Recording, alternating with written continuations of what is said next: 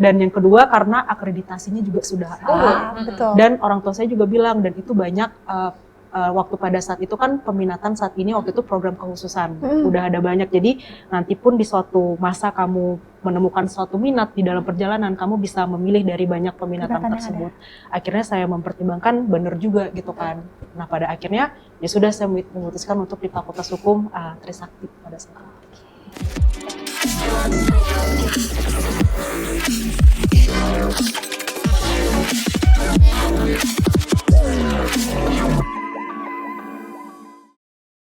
Hai Besri, selamat datang di podcast Fakultas Hukum Universitas Trisakti.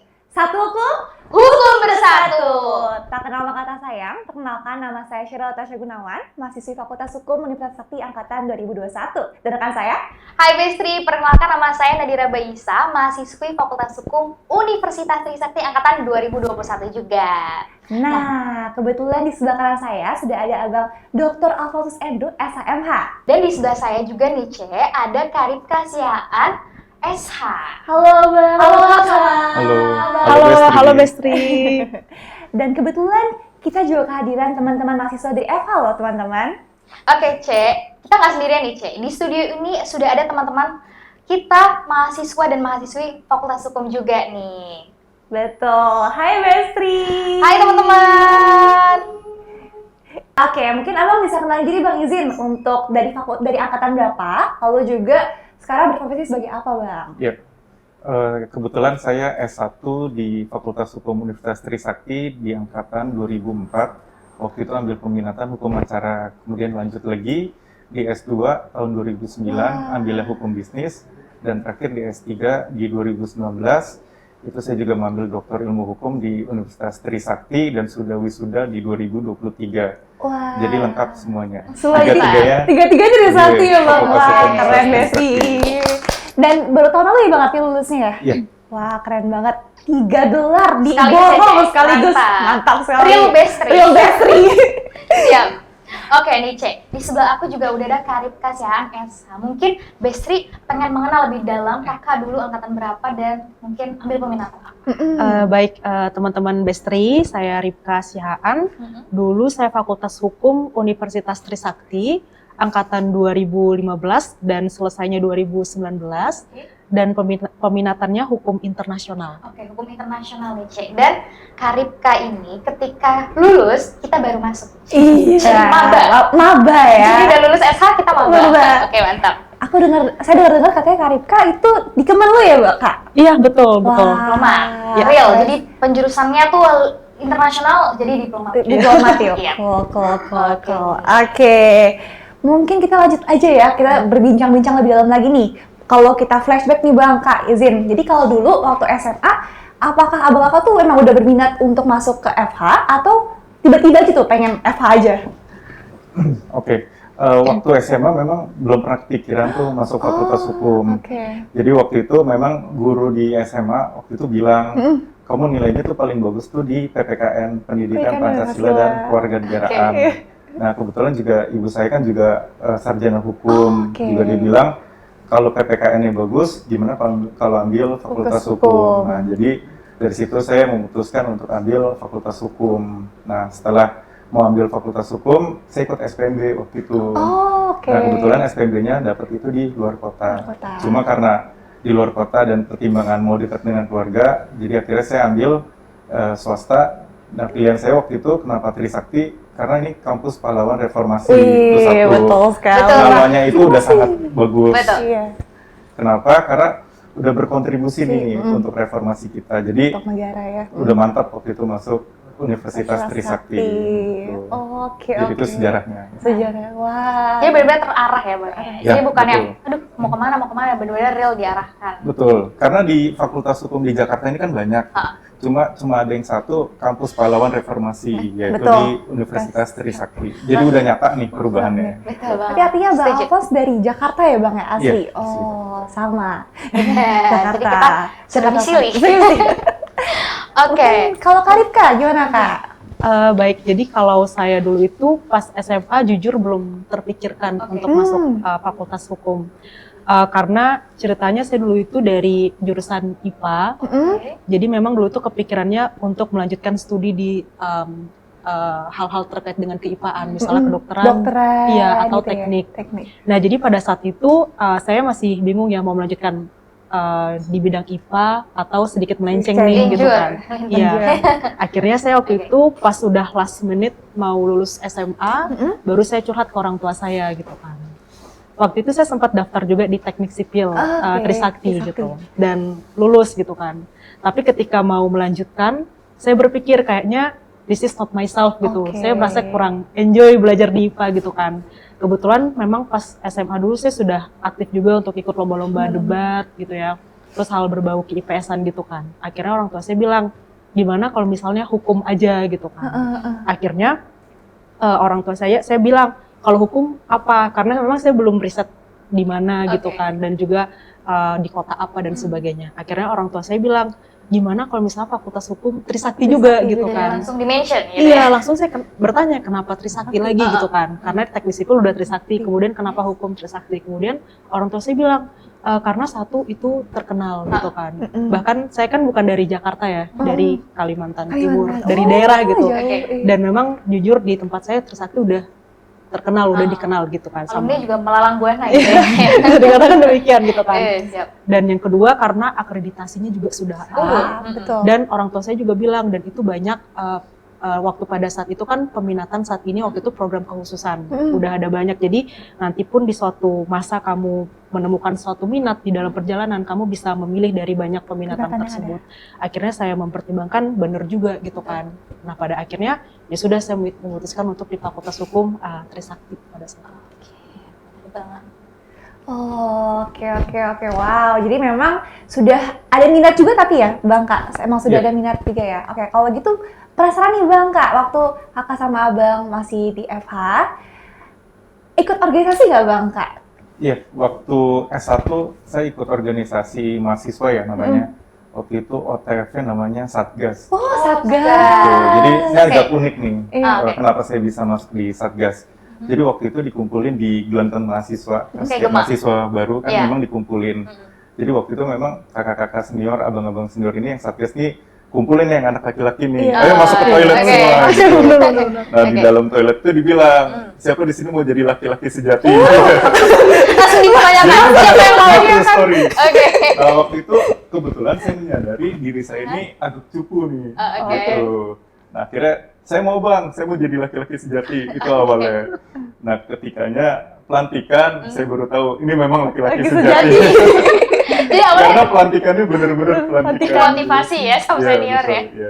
Jadi ya udah akhirnya setelah itu saya berpikir ya mungkin memang ini proses bagian dari saya menjadi pria yang dewasa seperti itu. Tapi itu salah satu pengalaman yang menarik juga ya, Bang. Unik betul, juga nih. Unik nih. Ceritanya jadi Bestri, jadi akhirnya termotivasi. Oke, siapa yang mau jadi laki bisa mengikuti jejak Bang Alphonse. Iya lagi. Selain itu ada ya Bang kayak pengalaman menarik gitu Bang di FH. Dulu. Kemudian dari Satgas itu saya kebetulan 2 kali periode itu di parlemen juga gitu. Nah dari 2 kali parlemen itu saya juga mengetahui bahwa sebenarnya organisasi di mahasiswa itu bisa berangkat dari manapun gitu dan semuanya itu hal positif. Di hal positif itu kita belajar di organisasi, satu kita mengetahui bagaimana cara menempatkan diri di organisasi, betul. Kedua, kita harus belajar bertanggung jawab nih, kalau misalnya kita nggak mengerjakan bagian kita, ini yang lainnya organisasi juga nggak berjalan, seperti itu. Dan ketiga, hal-hal positif itu pada saat kita lulus sangat berguna, seperti itu. Jadi soft skill ya Mas? Betul, betul banget. Baik. Mungkin Karika. Baik. Ada cerita lucu? Aku mungkin lebih lucu dari pengalaman dan lebih menarik. Kalau dulu pas kuliah saya juga sama seperti Bang Alphonse ikut beberapa organisasi. Ada beberapa yang pertama itu mungkin Peradilan Semu. Peradilan Semu. Betul. Jadi ya? betul. Yang menariknya adalah tentunya kan kalau misalnya di Peradilan Semu itu kita kebanyakan seperti lomba moot court gitu ya. Jadi kita melakukan pemberkasan dan sebagainya, serunya. Iya, dan sidang simulasi sidang dan lain-lainnya. Dan itu sih yang seru, kenapa? Karena kita itu melakukan pemberkasannya itu bukan sehari 2 hari. Iya. Tapi kita harus komitmen seperti 6 bulan, bahkan 8 bulan pada saat itu. Dan saya merasa bahwa solidaritas dengan teman-teman tim itu terasa sekali ya. Karena dari pagi ke siang kita kuliah, namun dari siang ke malam kita harus sama-sama nih gitu kan mengerjakan berkas ini untuk selanjutnya disubmit kepada panitia perlombaan. Karena kalau misalnya satu, let's say tumbang atau satu malas-malesan ngerjainnya, pasti akan berdampak ke seluruh hasil semuanya. berkas ini. Gitu. Jadi serunya adalah kita capek bareng, kita pinter bareng, kita berusaha bareng. Itu kalau dari Jadi ngasah soft skill dan hard skill tentunya Iya. ya. Jadi yang mau beracara gitu ya, jadi udah ada gambaran. Jadi Yes. kan, itu kan Betul. jadi hakim seperti itu ya, profesi persidangan semua betul ya? Iya, Kak, ya? simulasi. Hmm, Betul. Oke nih. Jadi Dulu teman-teman mungkin punya gambaran lagi Iya. juga ya. Jadi Ada internal mood court competition, national mood court competition, Iya. international mood court competition. competition. Jadi Wah. skalanya sampai Skalanya internasional. internasional juga loh. Mantap nih, Cek. Oke, nah. Kak, karena kita udah tahu nih tadi kelas baliknya, mungkin itu dari soft skill gitu ya, organisasi. Sekarang kita masuk ke merambat ke akademik. Akademik. Teman-teman penasaran, apa sih mata kuliah yang sampai sekarang diingat sama Abang Kakak? Mungkin dari karir-karir. Baiklah.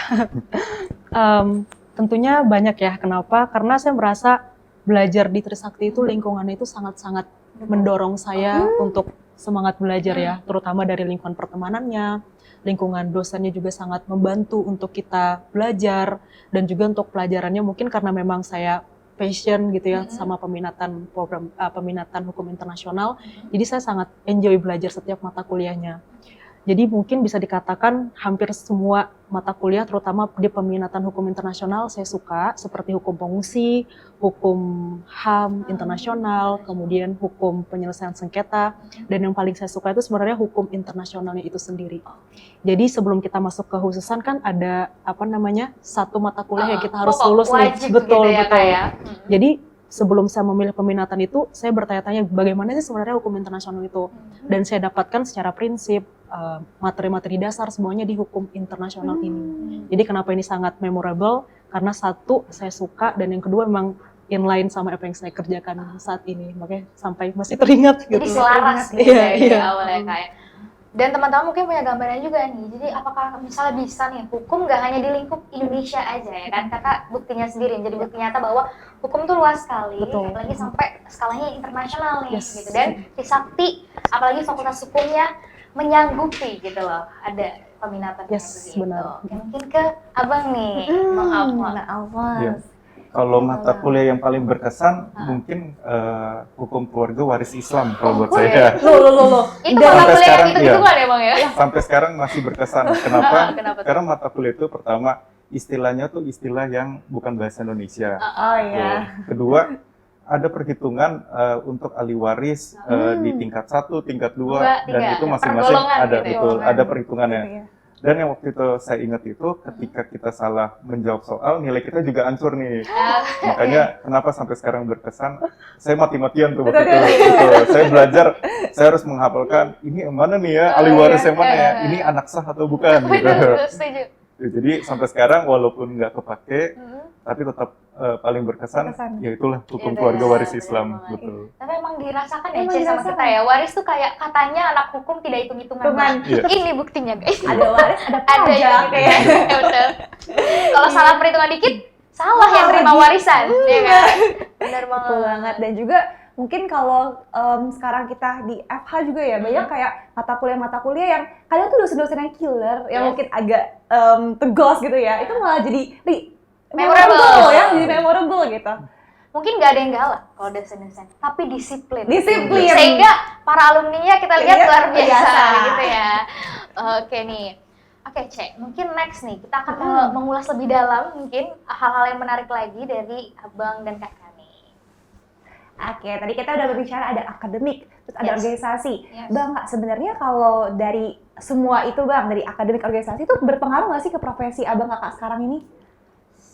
Saya dulu ya. Iya, boleh dari Bang Sebenarnya Alphonse. kalau dari pekerjaan dengan pendidikan itu sangat ngaruh.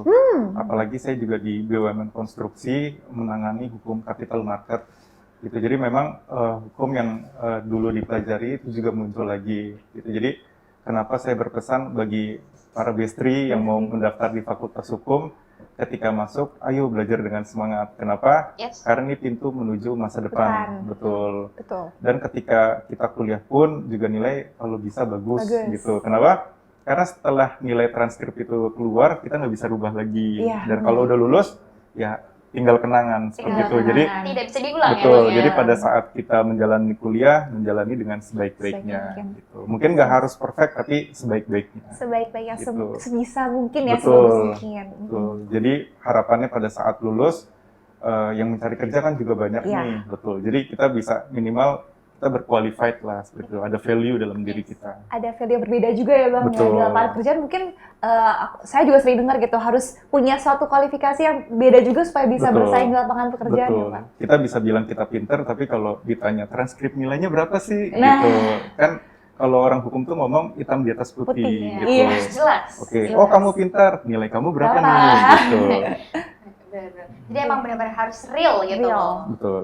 Oke, mungkin dari Kak Kak. Ya, baik. Kalau menurut saya juga sama seperti yang Bang Alphonse bilang, kalau di dalam dunia real memang tidak perlu sempurna ya apa yang ada di atas transkrip kita, tapi paling tidak terlihat bahwa kita selama kuliah itu berusaha untuk belajar semampu kita gitu. Iya. Nah, jadi mungkin kalau menurut pengalaman saya pribadi, transkrip itu adalah suatu pintu untuk masuk ke dalam, misalnya kita melamar suatu pekerjaan, untuk masuk ke dalam tahapan seleksi-seleksi berikutnya.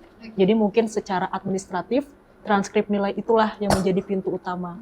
Apabila misalnya pihak HRD-nya menyatakan, oh ini sepertinya udah cukup gitu kan, baik checklist akan lanjut lagi ke tahapan selanjutnya seperti wawancara dan sebagainya. Jadi bisa dikatakan yes, itu penting dan sangat akan mempengaruhi jalan pintu pertama kita dalam mencari pekerjaan. Di dunia yang realnya. Yes. Realnya. Kalau lulus itu penting juga. Jadi teman-teman Bestri mungkin yang bertanya-tanya, oh, kuliahnya nggak boleh main-main gitu. Kalau misalnya memang mau Oke, mungkin Bestri jadi termotivasi untuk meningkatkan IPK gitu ya. Iya. Karena itu sangat berguna juga. Jadi jangan malas-malasan Bestri. Betul. Semangat. Betul sekali, harus semangat Bestri. Dan mungkin kalau kita waktu SMA, pertanyaan kita adalah, aku mau masuk mana ya? Aku mau masuk ke universitas mana, fakultas mana? Ketika kita udah kuliah, udah di S1 maupun S2 maupun S3 ya, pasti kita juga udah lebih ke arah, mau profesi kita apa sih ke depannya gitu. Mau ngapain sih kita ke depannya setelah ini? Kalau dari Bang Alphonse, dulu Abang pertama kali itu tahu profesi Abang mau kemana ini tuh pas kapan Bang kalau boleh tahu? Jadi pada saat saya mau masuk peminatan, waktu itu kan diharuskan memilih ya dari 7 peminatan. Nah waktu itu saya berpikir apa nih yang paling bisa masuk ke seluruh pekerjaan gitu. Makanya waktu itu saya memilih hukum acara. Hukum acara. Gitu. Jadi saya berpikir bahwa setidaknya kalau saya lulus menjadi pengacara, saya beracara nih seperti itu. Karena saya dari awal berkeinginan menjadi pengacara waktu itu. Awalnya karena pas masuk Fakultas Hukum pengacara nih seperti itu. Terkenalnya seperti itu ya. Iya. Betul. Kedua pengacara nih. Oke. 3 baru notaris. Iya. Baru keempat ya kerja di lain gitu. Jadi pada saat awal masuk, oke, pengacara nih, masuk mindsetnya pengacara nih gitu. Jadi pada saat itu saya mau jadi pengacara, tapi kerjaan sekarang juga ya di korporat seperti itu. Tapi bukan berarti korporat itu tidak bagus juga. Seluruh pekerjaan itu bagus selama kita mengamalkan ilmu-ilmu yang kita pakai seperti itu. Dan pekerjaan kita juga masih selaras dengan pendidikan kita. Pendidikan, betul. Nah, Cek, di samping aku sendiri, Iya. udah ada karir yang tadi kita dengar sekarang berprofesi diplomat di Kemenlu. Nah, teman-teman mungkin masih asing. Kan biasanya hukum tadi ya, benar kata Bang Alphonse, advokat. Itu yang tergambar. Iya. Nah, mungkin biar terinspirasi Bestri, gimana sih Kak caranya masuk di Kemenlu gitu Nah, loh. iya, Oke. izin Kak, sebelum Kakak milih akhirnya mau menjadi seorang diplomat, itu Kakak apakah sudah yakin atau aduh mau yang mana dulu nih? Ada opsi-opsi dulu Kak sebelum sampai ke sana. Ya, oke. Mungkin kembali lagi ke cerita awal tadi ya dari SMA tadi. Pas saya menjalankan studi di bidang IPA itu saya merasa, oh ini bukan diri saya gitu. Dan saya sepertinya tidak akan enjoy apabila saya teruskan untuk the life, pekerjaan seumur hidup gitu kan, apabila saya lanjutkan di bidang tersebut. Akhirnya pas saya masuk Fakultas Hukum, mulai dari semester 2 atau 3, saya mulai tahu, oh ini ada program, ada peminatan hukum internasional. Sepertinya saya suka ini. Kenapa? Karena dari SMA itu saya udah suka sama isu-isu yang seperti politik internasional dan hal sejenisnya gitu kan. Akhirnya baiklah, saya coba ikut lomba-lomba seperti tadi, International Moot Court, saya ikut MUN, saya juga ikut ISEC misalnya gitu kan. Akhirnya saya bulatkan tekad, baik di semester 4 atau 5 pada saat itu saya pilih hukum internasional. Nah, semakin saya mempelajari hukum internasional, di situ semakin bertambah cakrawala pekerjaan gitu kan. Oh, ternyata ada yang namanya pekerjaan diplomat. Akhirnya dari situ saya mulai pelajarin bagaimana cara menjadi seorang diplomat, bagaimana masuknya, institusi apa yang menaungi dan sebagainya. Kemudian pas lulus ada pembukaan untuk menjadi seorang diplomat. Saya coba daftar dan puji Tuhan sekarang.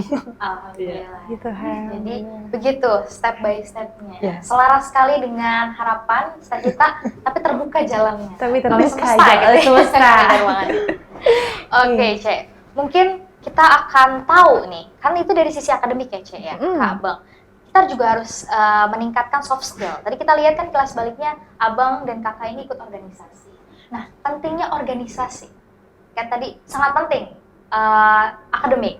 Apakah organisasi ini menunjang juga sih? Bestri ini mungkin harus tahu kan. Silakan mungkin dari Karib Kak. Oh baik. Yes, Bestri, betul sekali. Jadi di samping kita mungkin bisa dikatakan pintar secara akademis, tapi kita juga bisa bisa dibilang bahwa kita juga harus mampu mengaplikasikan soft skill yang tentunya diperlukan dalam pekerjaan sehari-hari. Dalam organisasi pada saat saya kuliah dulu, seperti misalnya yang sudah disebutkan di awal, saya belajar banyak misalnya public speaking, ya, kemudian juga komunikasi, karena ketika kita di dalam organisasi, kita tidak hanya berinteraksi dengan teman-teman yang ada di dalam organisasi tersebut, tapi juga dengan pihak-pihak ketiga, misal dengan vendor, ya, dengan rekan-rekan kampus lain. Dan di dalam organisasi tersebut saya belajar bagaimana cara memperkenalkan diri secara formal dan baik dan sebagainya. Dan tentu hal-hal seperti ini yang akan berguna di dalam pekerjaan kita sehari-hari.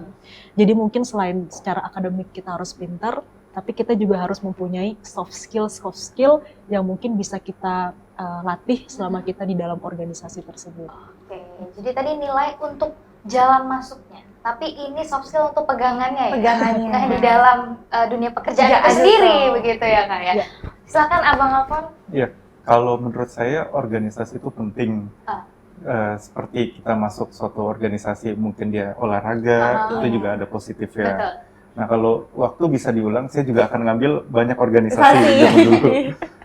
Saya mungkin ambil pecinta alam, atau ambil yang taekwondo, Trisakti. Nah, semuanya itu pasti kita belajar nih bagaimana organisasi, seperti itu. Kedua, bagaimana cara kita bersosialisasi, kita tidak egois, gitu. Karena kita banyak nih kepentingannya, seperti itu. Dan yang satu lagi, ketika kita baik di organisasi itu, kita juga kan ada dapat benefit. Contohnya kalau zaman dulu saya S1 itu ada beasiswa. Nah, salah satunya itu aktif di organisasi mahasiswa, betul. Jadi memang organisasi mahasiswa ini banyak benefitnya seperti itu. Dan ini waktu itu juga free ya kalau nggak salah, organisasi mahasiswa. Jadi tinggal bagaimana mahasiswa memanfaatkan fasilitas yang ada, seperti itu. Setuju banget ya Bang Alfon. Jadi tidak hanya perlu menunjang akademik, tapi non-akademik juga penting. Apalagi Trisakti sendiri, apalagi Fakultas Hukum, menunjang sekali beasiswa akademik dan non-akademik ya, Cek ya. Ada beasiswa, lalu juga organisasi Trisakti sudah banyak sekali. Sekarang ada OTF, ada komunitas-komunitas juga yang bisa mendukung untuk pengembangan soft skill juga teman-teman Bestri. Nah, mungkin selanjutnya nih Bang, Kak, kalau boleh tahu, apakah pekerjaan Kakak saat ini, Abang, saat ini sudah Kakak dan Abang sangat minati gitu? Atau mungkin ada pilihan untuk, mungkin kedepannya ada opsi lain untuk pindah, untuk profesi lain gitu? Kalau untuk profesi saat ini masih saya jalanin. Saya kebetulan di kantor sekarang di BUMN Konstruksi, PT Waskita Karya. Saya kan sebagai Corporate Action Manager, betul. Dan kebetulan saya juga double job di anak perusahaan sebagai sekretaris Dewan Komisaris. Jadi memang pada saat ini saya tetap masih fokus untuk menjalaninya seperti itu. Jadi di induk perusahaan di BUMN dan anak perusahaan BUMN seperti itu. Jadi saya masih diberi kesempatan dan akan menjalaninya seperti itu. Kedepannya nih Bang ya, masih yakin terus ya nih Bang? Masih yakin. BUMN keren loh. Nah mungkin kita sekalian nanya, kita kan lihat indah-indahnya aja. Suka dukanya kita nggak tahu nih, Cek. Mungkin langsung dari Abang Alfon. Suka dukanya sebagai mahasiswa tuh? Sebagai profesi saat ini. Sebagai profesi saat ini, sukanya banyak. Oke. Sukanya adalah kita bisa meningkatkan kompetensi kita, kita bisa menjadi orang yang lebih baik, kita bisa menjadi orang yang apapun yang kita mau, kita bisa menjadi profesi advokat, seperti itu kan, walaupun kita kerja di korporat, tetap bisa mengurus yang namanya advokat. Terus kemudian sekarang ada juga yang sertifikasi seperti pendidikan auditor hukum, seperti itu. Jadi itu masih bisa. Nah, dukanya juga ada juga. Nah, cuma dukanya ini ketutup sama sukanya lah. Sukanya lebih banyak. Sukanya lebih banyak, betul. Tadi abang kan waktu masih S1 itu kan milih peminatan acara ya bang. Iya. Dan ketika setelah berprofesi kan mungkin tidak ke arah acara gitu ya bang. Iya. Nah itu apakah ada penyesalan atau malah berguna juga? Insight baru gitu ya. Baru, iya. Iya.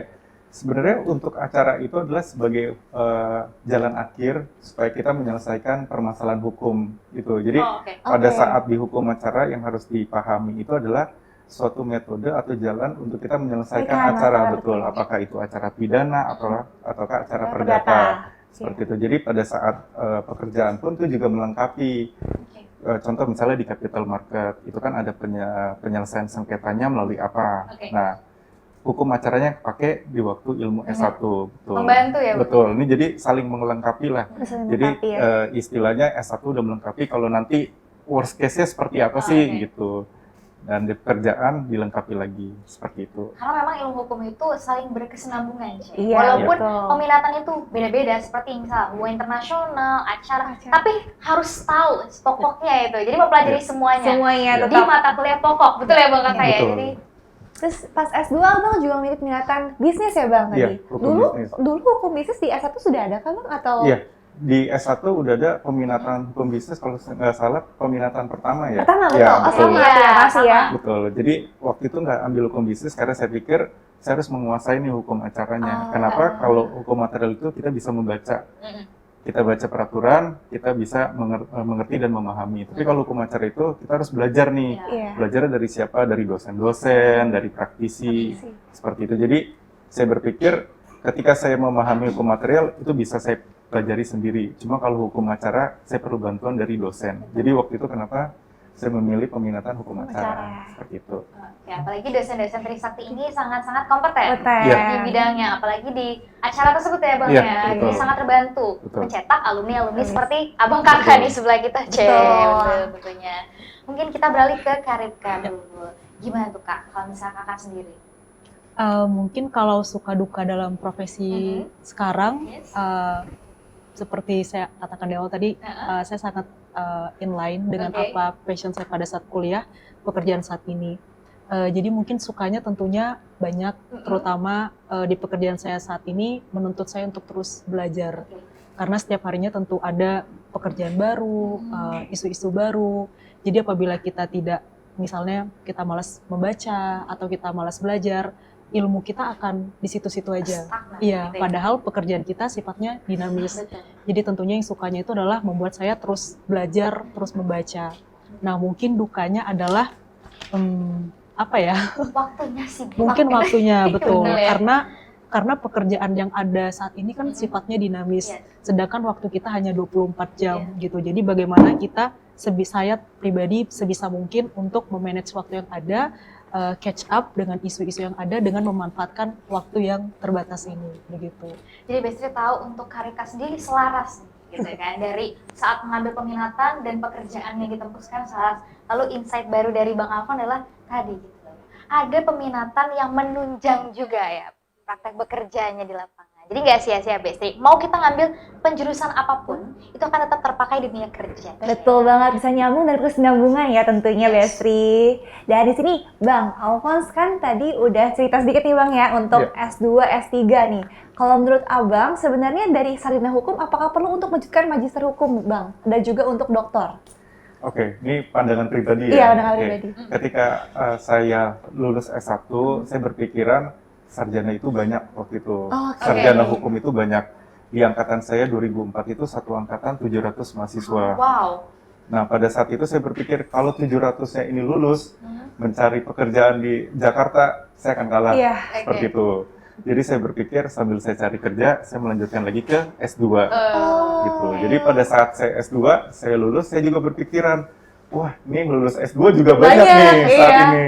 Jadi saya berpikiran, kalau misal memang ada kesempatan, saya akan mengambil lagi S3 gitu. Sangat-sangat memaksimalkan gitu ya. Di usia muda kita harus terus ya Bang ya. Menimba ilmu benar gitu. Jadi karena saingannya banyak. Saingannya banyak. Jadi kerja sambil kuliah itu ya Bang? Iya, pesannya sih selama masih ada kesempatan, masih bisa, silakan ambil pendidikan setinggi-tingginya. Karena itu juga untuk diri sendiri, investasi seperti itu. Investasi di ilmu ya? Di ilmu. Oke, mungkin Karipka nih Kak. Ya, kalau dari pandangan saya pribadi sama ya, untuk kan namanya ilmu hukum ini sesuatu yang abstrak ya, bukan sesuatu seperti yang bisa dihitung matematika, kimia dan sebagainya. Jadi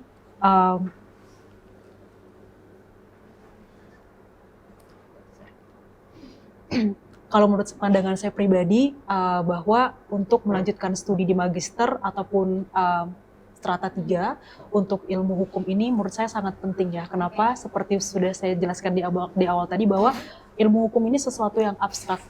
Dia bukan sesuatu yang bisa dihitung seperti matematika, fisika dan sejenisnya. Nah, jadi banyak isu-isu yang setiap harinya itu menimbulkan fakta yang baru. Karena kan hukum ini sifatnya itu dia itu baru muncul ketika baru ada masalah. Bukan hukumnya dulu baru ada masalahnya. Jadi untuk memperkaya khazanah kita akan hal-hal tersebut, memang saya pribadi berpandangan bahwa sebaiknya bisa dilanjutkan di magister ataupun di strata 3. Bahkan mungkin untuk cerita sedikit pengalaman saya di dalam kehidupan sehari-hari, saya juga punya beberapa teman yang bukan latar belakangnya hukum, tetapi karena mereka melihat sepertinya banyak aspek-aspek yang sebenarnya non-legal, tapi ada kaitannya dengan legal. Misalnya seperti ekonomi, ada hukum ekonomi, telekomunikasi, ada hukum telekomunikasi. Sehingga mereka pun yang teman-teman seusia saya, mereka juga berkeinginan untuk melanjutkan S2-nya di bidang hukum. Saking mereka melihat bahwa prospek kedepannya satu, pasti banyak dibutuhkan ya untuk perusahaan-perusahaan dan juga dalam kehidupan kita sehari-hari.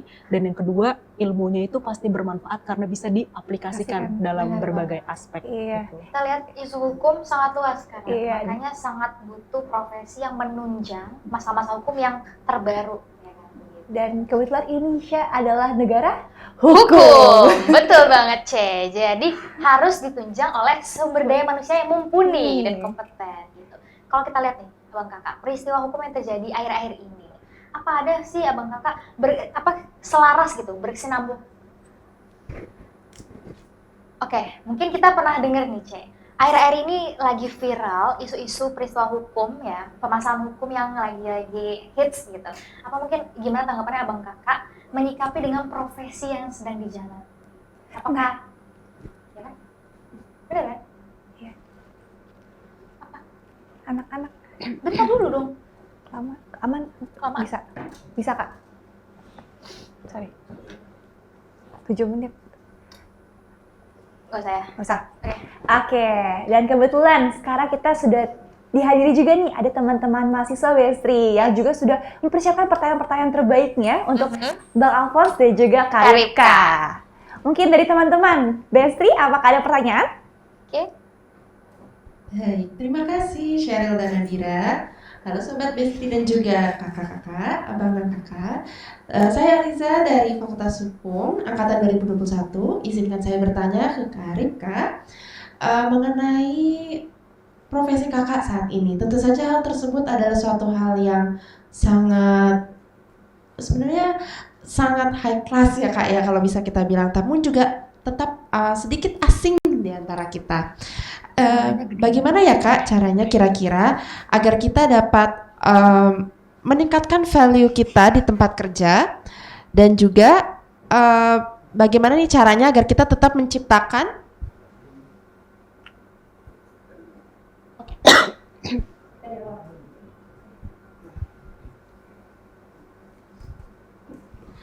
Baik, terima kasih Sheryl dan Nadira. Halo Bestri dan juga kakak dan abang.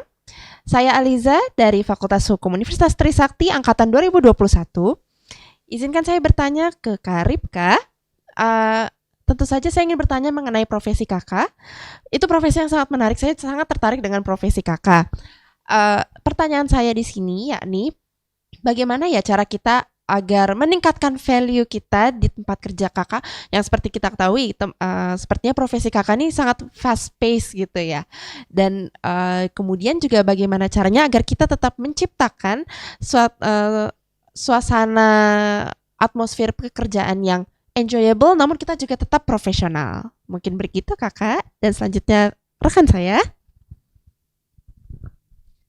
Oke, perkenalkan nama saya Muhammad Marvin Boy. Saya dari Fakultas Hukum Universitas Trisakti angkatan 2023. Saya mau tanya nih ke Bang Alphonse. Kira-kira Bang Alphonse untuk capital marketing, untuk mempelajarinya tuh gimana ya tips and triknya supaya kita sebagai mahasiswa Fakultas Hukum bisa mempersiapkan untuk di dunia kerja nanti. Kira-kira begitu. Saya kembalikan ke Sheryl dan Nadira.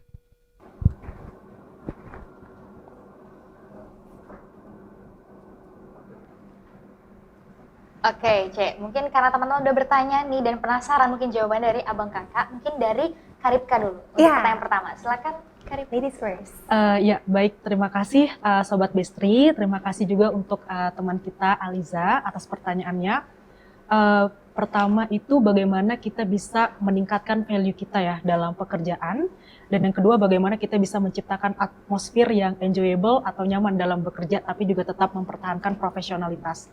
Mungkin terkait pertanyaan yang pertama, bisa dikatakan bahwa dalam lingkungan pekerjaan saya itu bahasa salah satu hal yang menentukan dalam karir kita. Walaupun tidak signifikan ya, maksudnya bahasa itu adalah the only faktor gitu, tapi bahasa itu salah satu hal yang menunjang.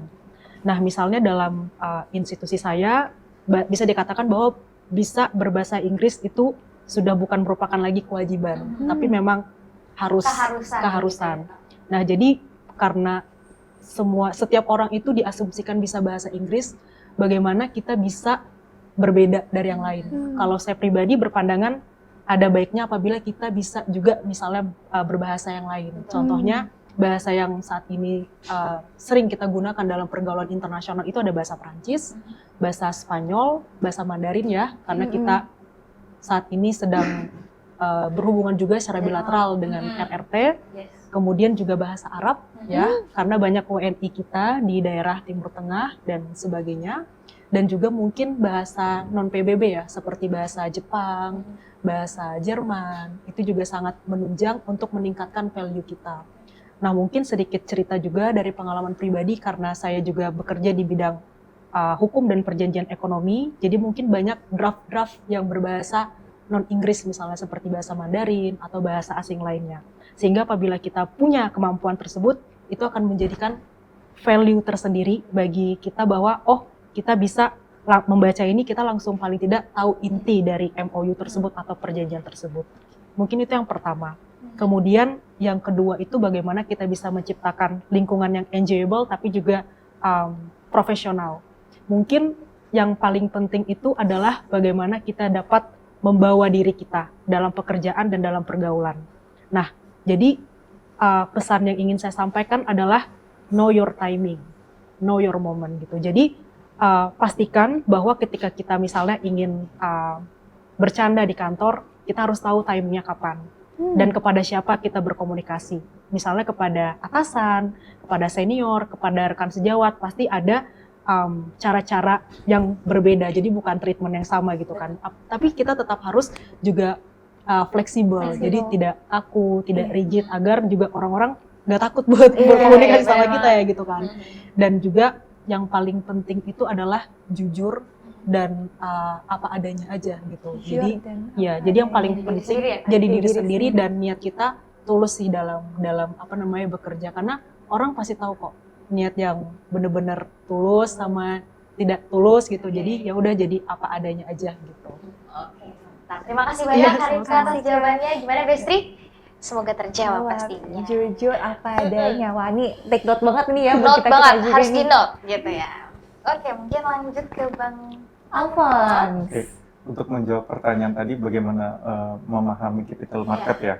Jadi yang pertama itu Sobat Bestri ketika mau menangani capital market harus teliti Kenapa? Karena di capital market itu berhubungan dengan perusahaan TBK atau terbuka yang ada di dalamnya itu dana masyarakat.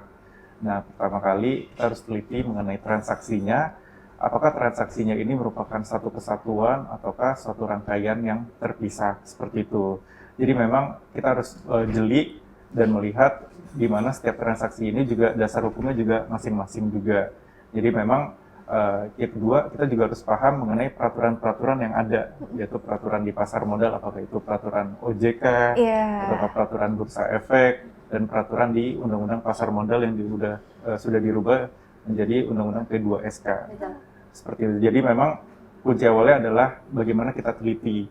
Kenapa pada saat pekerjaan itu di perusahaan TBK, kebetulan kan perusahaan saya juga Go Public, TBK dan BUMN, itu juga bagaimana kita compile atau bagaimana kita compliance pemenuhannya itu patuh pada peraturan yang ada seperti itu. Jadi memang yang pertama kali adalah harus teliti, kedua harus tahu aturannya, dan ketiga harus sering-sering update peraturannya. Betul.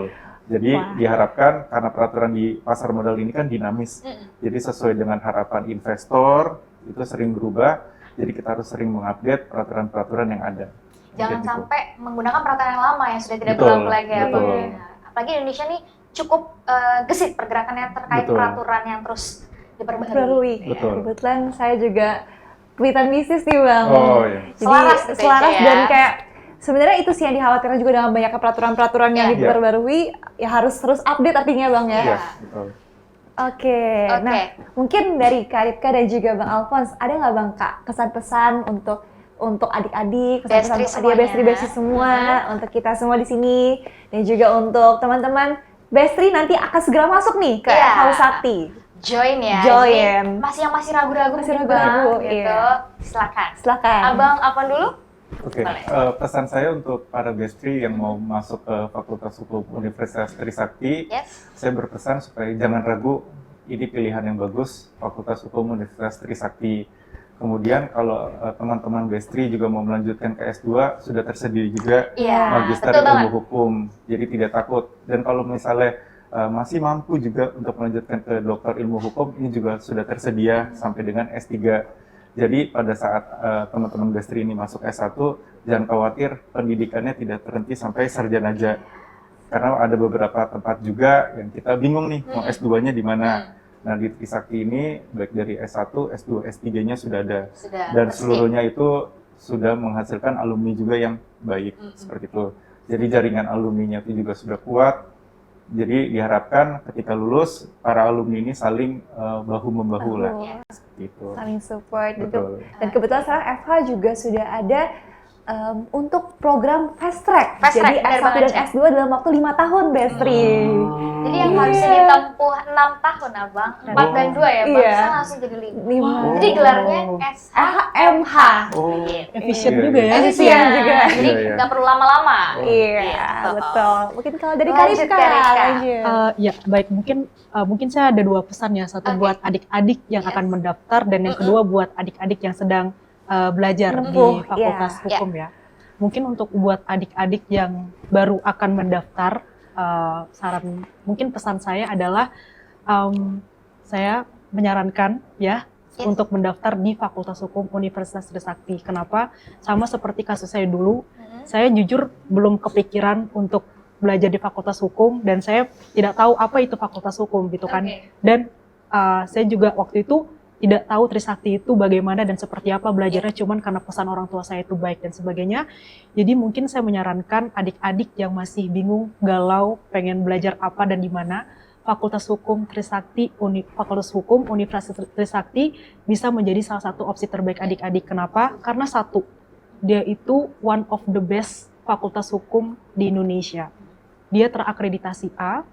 Kemudian yang kedua, salah satu atau satu-satunya yang terbanyak mempunyai program kekhususan atau peminatan. Nah, pada saat ini, bahkan dari saya pertama masuk 2015, itu sudah ada 7 peminatan.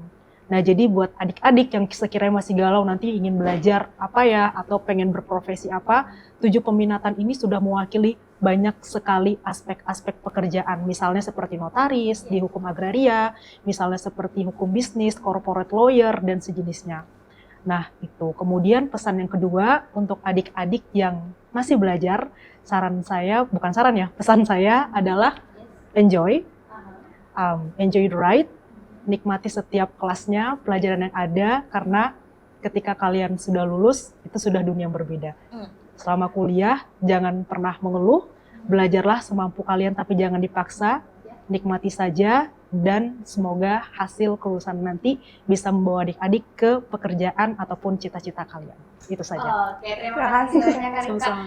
Oke, Bestri, mungkin tadi pesan dan kesan dari Bang Alfon dan Kak Rika sendiri tadi aku note adalah jadi orang yang valuable, berkarakter, dan juga untuk mahasiswa yang sedang menempuh pendidikan sekarang, enjoy your life. Betul, Bestri, dan juga harus semangat dan rajin. Tentunya, Tekun juga ya, rajin dan tekun. Oke, Kak. FYI, Eva sekarang sudah terakreditasi unggul. Wow, Gitu. sangat Jadi, membanggakan. semakin tidak perlu ragu lagi Ya. untuk Bestri Yes. mendaftar ke Fakultas Hukum Universitas Trisakti nih. Karena zaman kakak dulu sudah A loh. Iya. Akhirnya zaman kita sekarang sudah Unggul. Jadi itu semakin mumpuni dengan dosen-dosen yang kompeten dan juga fasilitas yang menunjang kegiatan akademik dan non-akademik tentunya. Mungkin karena keterbatasan waktu nih ya Bang Kakak, kita pamit undur diri sampai di sini saja. Mungkin di lain waktu kita bisa berjumpa, Bisa. ngobrol-ngobrol lagi. kita juga nih, Cek. Iya. Ya kan, kesempatan kita udah datang 2 kali. Cek. Next time ya kita ngobrol-ngobrol Oke. lagi. Terima kasih banyak Bestri, mohon maaf bila ada salah kata dan perbuatan. Saya Nadira Baisa pamit undur diri. Dan saya Syarah Gunawan pamit undur diri. Mungkin kita akan yel-yel dulu nih, Cek. Boleh. Satu hukum, hukum bersatu. Satu hukum, hukum bersatu. See you, Bestri. See you, Bestri.